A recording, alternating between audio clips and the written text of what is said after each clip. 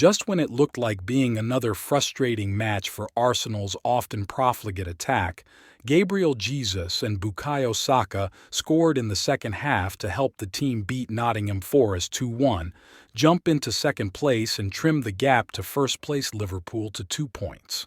Arsenal might be able to maintain a title push heading into the final months of the campaign, but can Aston Villa?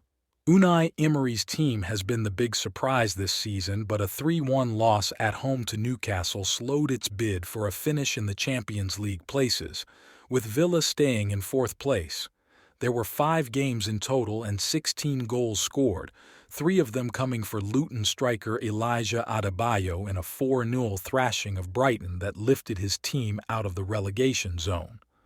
Adebayo's first came after just 18 seconds, and it was barely the quickest of the night, with Ben Brereton Diaz scoring after 21 seconds for Sheffield United in its 3-2 loss at Crystal Palace.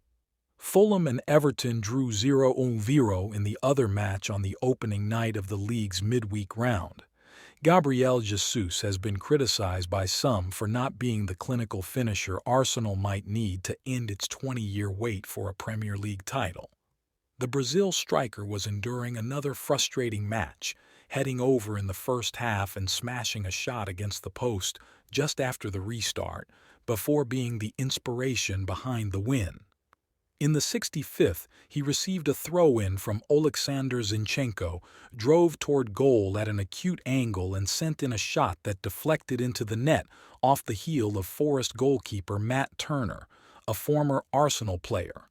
Jesus then turned provider as he led a counterattack and passed the ball across to Saka, who took a touch and shot right-footed into the bottom corner from just inside the area in the 72nd.